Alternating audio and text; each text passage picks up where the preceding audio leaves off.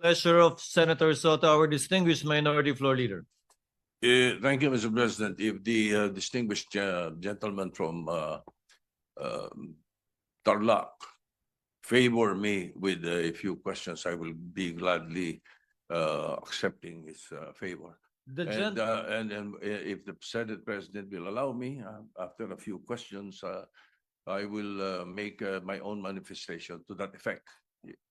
The gentleman may proceed. Should Senator Marcoleta so allow it? Yes, Mr. President. Thank you, Your Honor, Tarlac. The basis of your motion to dismiss is the Supreme Court's decision, which is now pending appeal by virtue of the MR, or the motion for reconsideration filed last Monday by the House of Representatives. Is it not, Your Honor? The question whether is it Yes, your subject basis to for appeal. your motion to dismiss is based on the Supreme Court decision that the so-called impeachment is unconstitutional, based on their decision. Yes, Mr. President, Your Honor. That's very, very clear and categorical. Correct. The Supreme Court decision, Mr. President, although immediately executory, is not yet final, thus appealable. Ngayon, naka-apila na. Marami nagtatanong, kung naka-apila na, ba't tayo nagmamadali? I-dismiss ito sa atin. So may I ask the gentleman, what will happen if we prematurely dismiss the case and the Supreme Court subsequently grants the MR and reverses its own decision? The question, Mr. President, is speculative. Yes, yes. May I have a speculative answer, Mr. President? We cannot speculate. We can only guess, second guess, because on the basis of our experience as a practicing lawyer, Mr. President, ito pong ganitong klaseng desisyon, talaga pong wala na pong kaduda-duda na kahit po mag-file pa tayo ng motion for reconsideration. We are hoping against hope. It is as if we are wishing for the moon. Palagay nyo po, palagay nyo lang po merong isa na nag-reverse. Hindi rin po ma-overturn eh. Kasi po ang kailangan po ninyo ay 8 ang mag-reverse. Sa inaakala po ba ninyo, meron kayong makukuhang 8 na pumirma doon sa unanimous decision na babaligtarin po nila yung kanyang sarili. Kaya napakahirap pong mag-speculate, Mr. President. I will accept the answer of the gentleman, but I have done my research, Mr. President. And to remind everyone, the reversal of the Supreme Court's own decision is not impossible, even in landmark cases. In the case of Labogal, Bilaan Tribal Association Incorporated versus Victor Ramos, GR number 127882, December 1st, 2004, questioning the constitutionality of Republic Act 7942, or the mining law, the Philippine mining law. The Supreme Court granted the MR, reversing and setting aside its earlier ruling. And also, Mr. President, just a few days ago, the Supreme Court reversed its own ruling on the definition of a stockholder.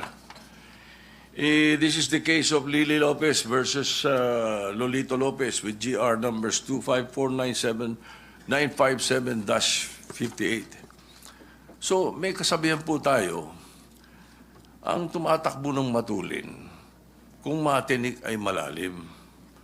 Kaya dapat siguro pag-isipan muna natin kung tama ba na bago magdesisyon ang Supreme Court, basta ibasura na natin ang kaso na ito.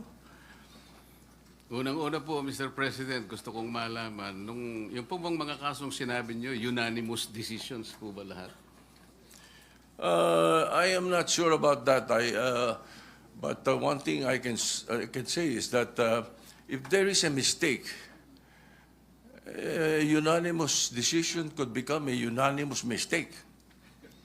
Wala pa pong nangyaring gano'n, Mr. President. At saka po tayo, pag nananakbo, ako po ay nakasapatos at saka sa kalsada kaya hindi po ako matitinik.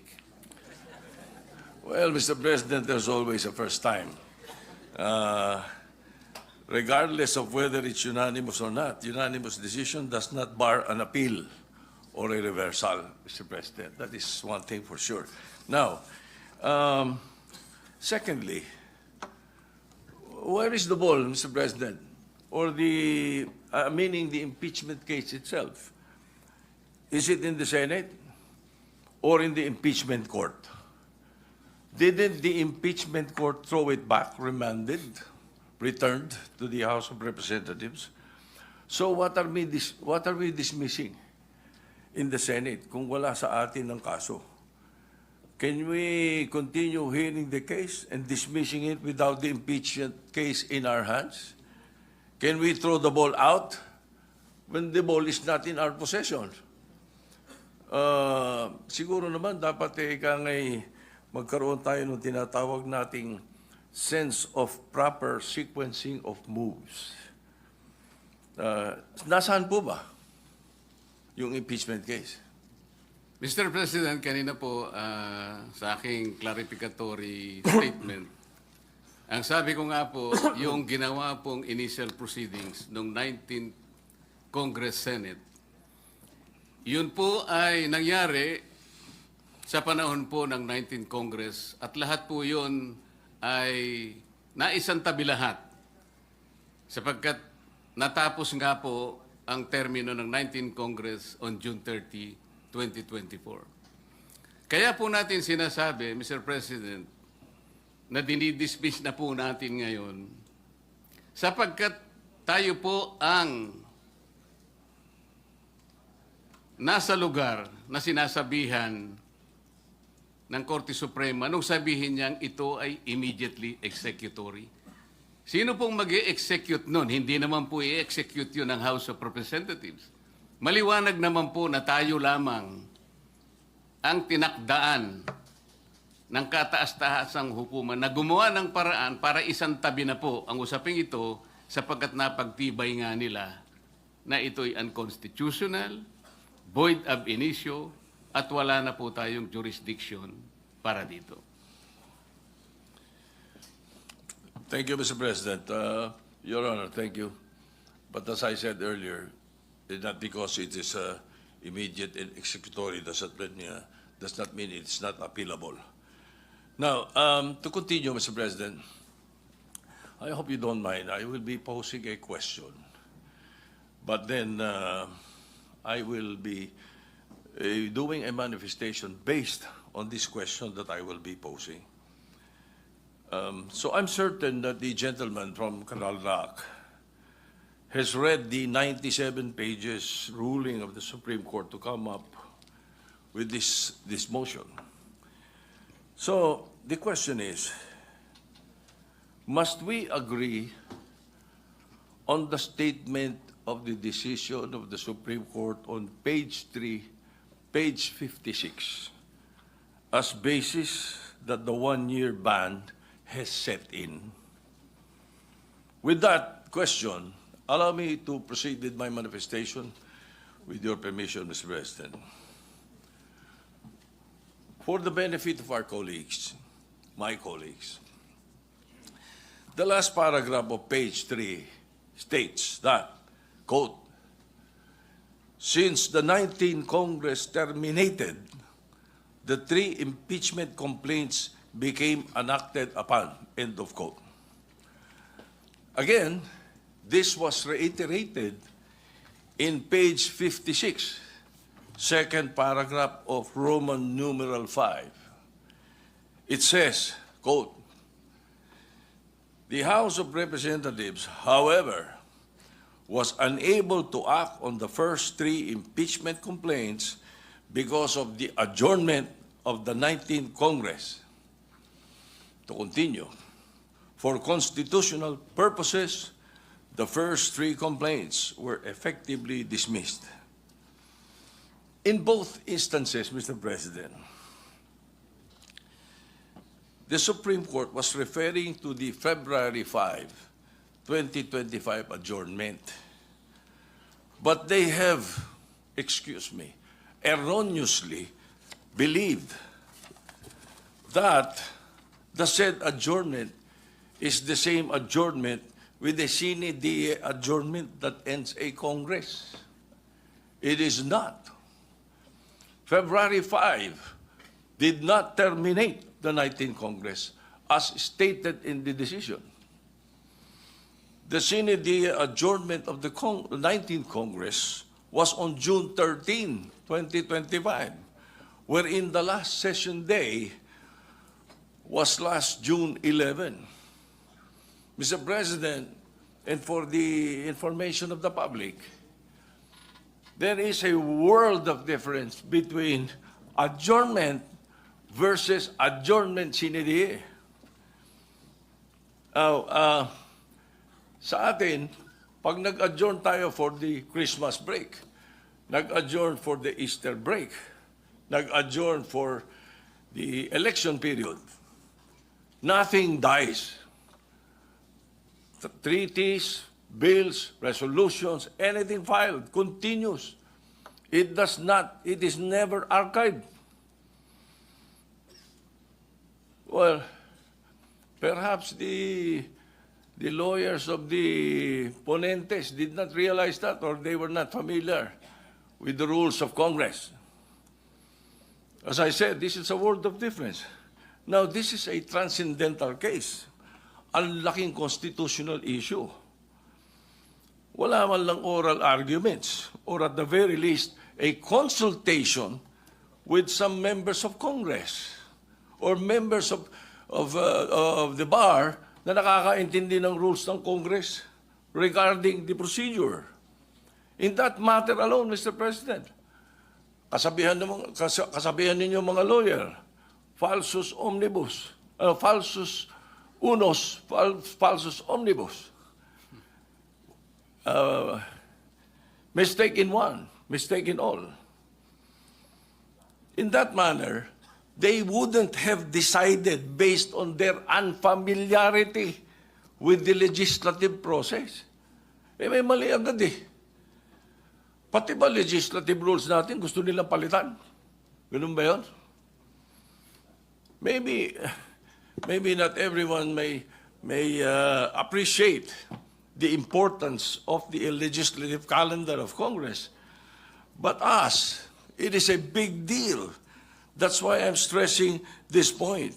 Concurrent joint resolution pa nga when we approve this calendar, only to be misinterpreted and used erroneously in this case.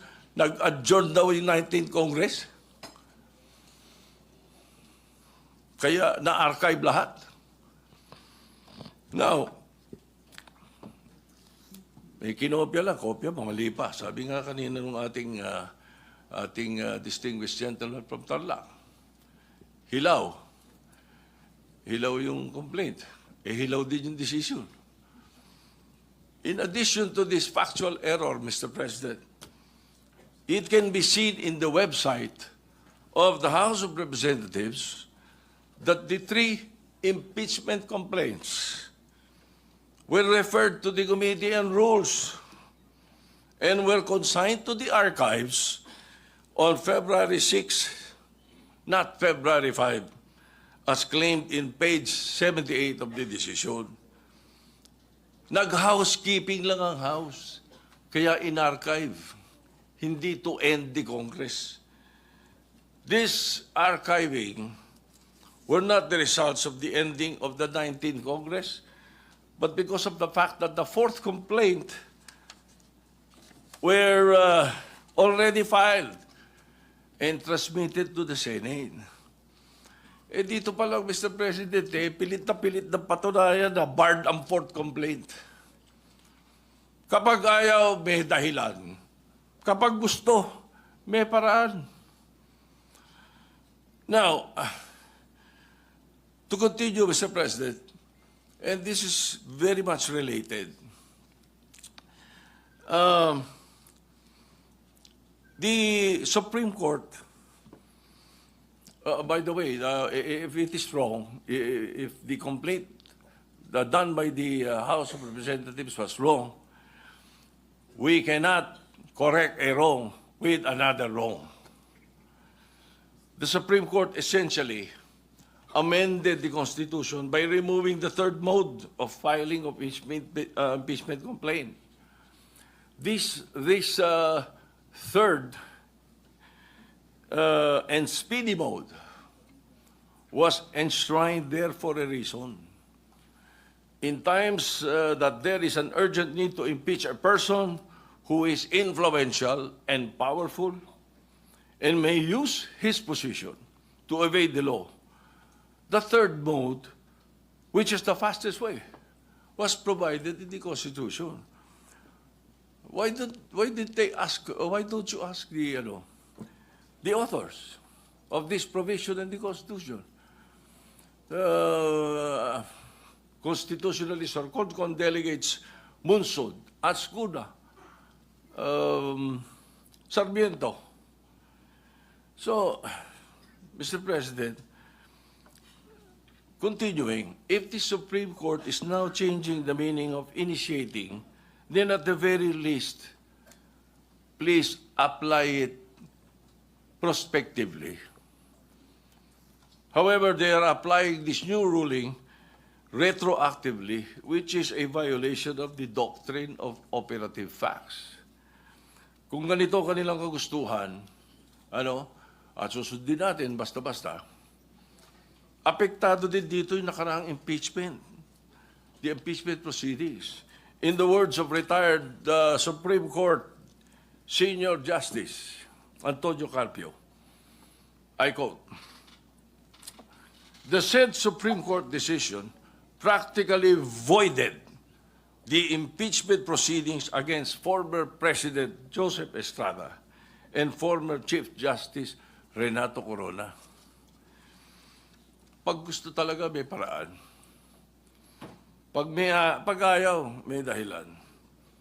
Pero wag naman sana pati sa mga ganitong bagay that will ultimately affect future impeachment and legislative rules and proceedings. Sa atin yun eh. I've read that the basis for the retroactive application of the new definitions because the Senate now has not acquired jurisdiction yet. Mr. President, ano tawag natin doon sa nag-constitute kayo as an impeachment court? Nag-robe pa kayo? You even sent out summons. Ano yun? June 9, the Senate President took his oath. June 10, nag-convene an impeachment court. Niremand to the House of Representatives. Tapos yung issue of the summons to the defense. Ano po tawag doon? Hindi nag-convene? Baka hindi nabalitaan ng Supreme Court na hindi nag-convene. Kaya naisabi nila yan. So, now, just an observation. I will try to shorten this, Mr. President. Just an observation, Mr. President. Well, not only myself, but several lawyers mentioned this to me, including my godson, former Senate President Aquilino Pimentel III.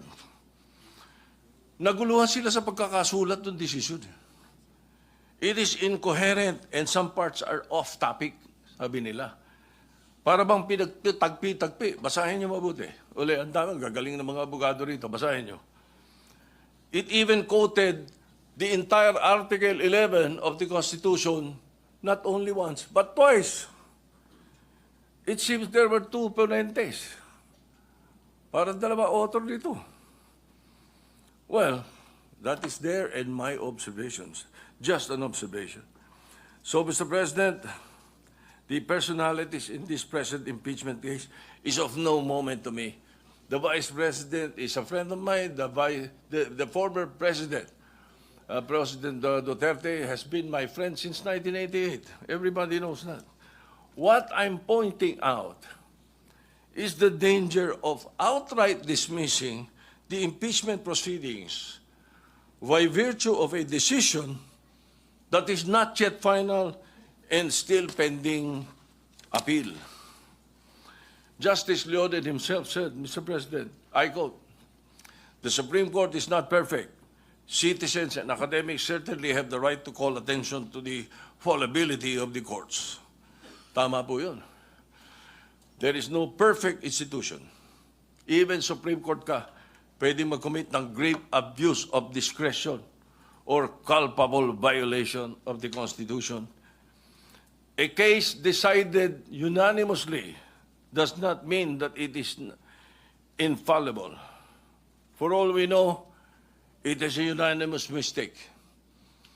That again can be corrected by setting aside and reversing prior pronouncements. Again, they have filed, the HRP has, the Office of the Solicitor General has filed the MR last Monday. So, in this regard, we shall wait for the resolution of the MR. Please, let us allow and give chance to the Supreme Court to rectify its decision, which contains clear and blatant errors. For their sake and for the sake of future proceedings, let us not dismiss forthwith. And in that light, considering the motion of the gentleman to motion to dismiss, I move to table the motion to dismiss. A motion to table has a higher precedence than a motion to dismiss. Thank you, Mr. President. Mr. President, may I have a quick reaction to the manifestation of the gentleman? The gentleman may do so if he so desires. Mr. President, in the answer of the Solicitor General in behalf of the House of Representatives, there was already a categorical admission that the three initial complaints prior to the fourth one were dismissed because they were all archived. As I have said, archiving is not part of the rules of impeachment of the House of Representatives, but they just did it. Palusot lamang po yun, Mr. President. Paano mo i-archive nang hindi mo susundin yung tatlong steps na sinasabi ng sarili nilang tuntunin? These are not baby steps. These are constitutional steps. At kanina po ipinakita yung slides na yung inclusion in the 10th session day is constitutional. The referral to an appropriate committee is constitutional. There was no referral to any committee. Ang ginawa po nila, tinransmit nila sa Senate without requiring themselves to observe another provision of their own rules. This is to refer to the Justice Committee, where the Vice President might probably be given at least a modicum of right to defend themselves. That is what we call due process. Wala po eh. Inakala po nila na kapag may 1/3 na or more, ay pwede na nilang huwag gamitin yung Section 2 ng kanilang rules. Hindi po nakalagay yun eh. So hindi na po kailangan na i-distingue pa natin yung adjournment and sine die adjournment. Kasi inadmit na rin po na in-archive nila kahit na wala po sa tuntunin. Kanina sa manifestation, tinanong din po. Kung wala tayong jurisdiction, paano yung unang initial proceedings? Pwede po yung initial proceedings ninyo will be considered under the doctrine of operative facts. Hindi pa po na-declare na wala pang jurisdiction ang Senate at that time. Ngayon lang po nangyari. Kaya po yung ginawa ng Senate of the 19th Congress, tama pa rin po eh. Wala pa pong declaration noon. Kaya lang, ang kagaya po ng aking clarification na sinabi, all these initial proceedings conducted in the Senate of the 19th Congress were not officially transmitted to the 20th Congress, where I myself belong, a Congress of different composition. So yun po ngayon, naharap tayo ngayon sa issue na talagang tayo lamang po ang gagawa because there is no other agency of government that will execute that decision of the Supreme Court. Only the Senate.